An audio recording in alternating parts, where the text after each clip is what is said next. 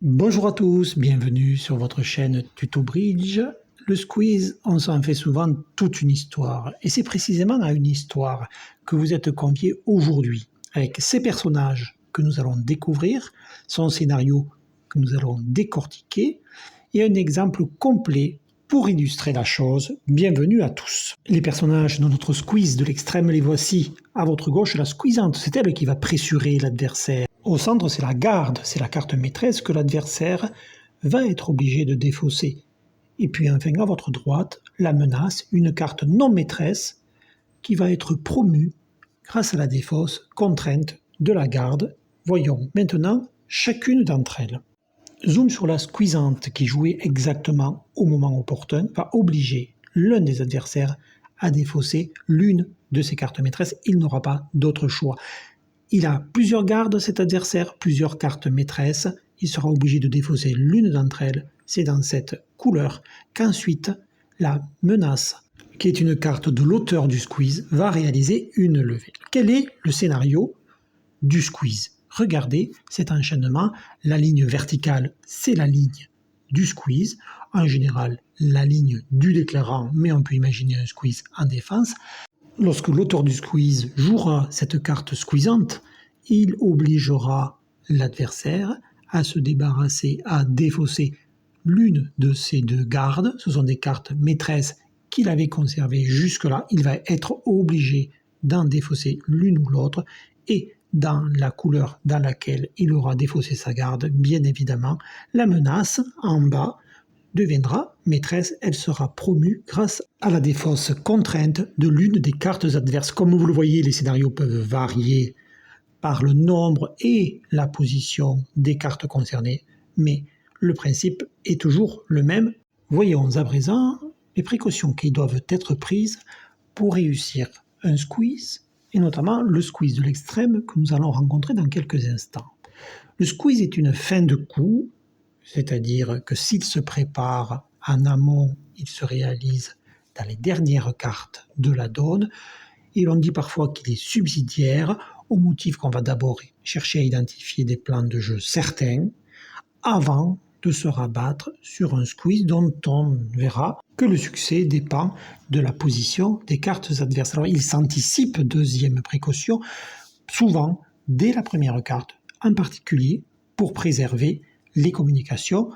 Enfin, une précaution incontournable, c'est d'anticiper le squeeze en procédant à ce qui s'appelle une réduction de compte, c'est-à-dire de donner à l'adversaire les levées qui lui incombent, afin qu'à partir du moment où on a enclenché le processus de squeeze, on ne donne plus la main à l'adversaire et qu'il soit obligé de défausser en permanence jusqu'à devoir défausser des cartes maîtresses, ces gardes, qui permettront le succès du squeeze.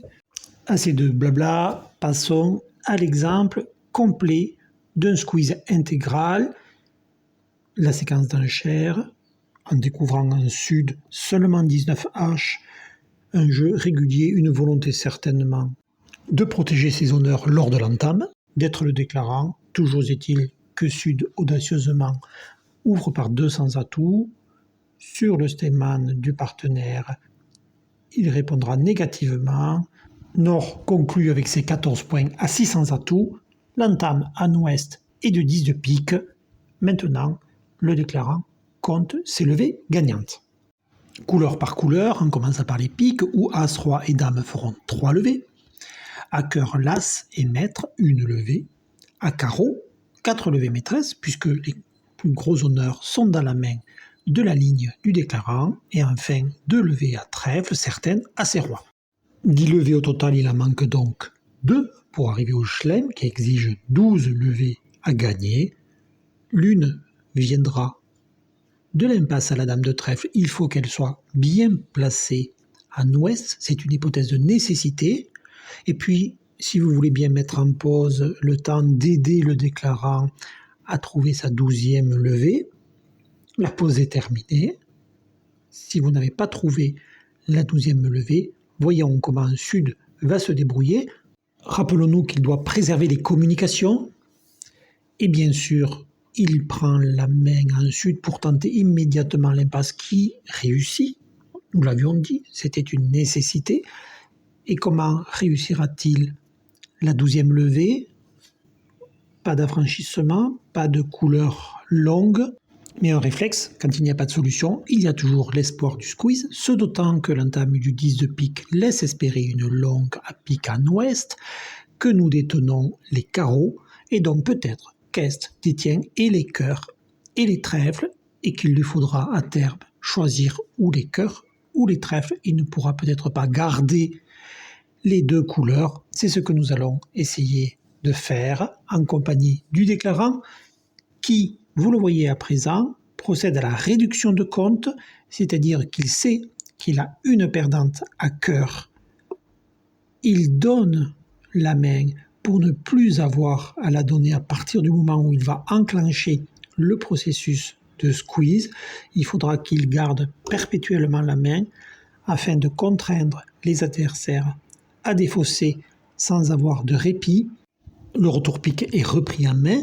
Le déclarant a bien identifié que c'est sur les carreaux et sur les piques, couleur présumée courte d'Est, qu'il va provoquer les défausses et contraindre l'adversaire à se débarrasser de ses potentielles levées maîtresses à cœur et à trèfle. Défilé donc des carreaux, début de la litanie des défausses pour Est, qui est l'adversaire dont on veut se débarrasser des cartes maîtresses. À partir de maintenant, sur le 4e tour de carreau, Est va commencer à se raccourcir et à présent, stop. Voyons le squeeze en action, mais avant ça, une courte page de publicité. Merci Dominique d'avoir trouvé et résolu cette donne, ce beau squeeze. C'est grâce à toi que nous sommes ensemble aujourd'hui pour constater qu'à 5 cartes de la fin, Est qui n'avait plus de carreaux, qui maintenant n'a plus non plus de pique, va être obligé de se raccourcir à cœur ou de se raccourcir à trèfle. Prend-il le temps de la réflexion? Très bien. Quoi qu'il en soit, il est squeezé, c'est-à-dire qu'il est pressé comme le citron, obligé, s'il joue cœur, comme vous le voyez, de donner les levées gagnantes au mort, puisque désormais son roi s'écrasera sous l'as et le valet et le 7 de Nord se réaliseront en plus du roi de trèfle. Admirons cette première hypothèse.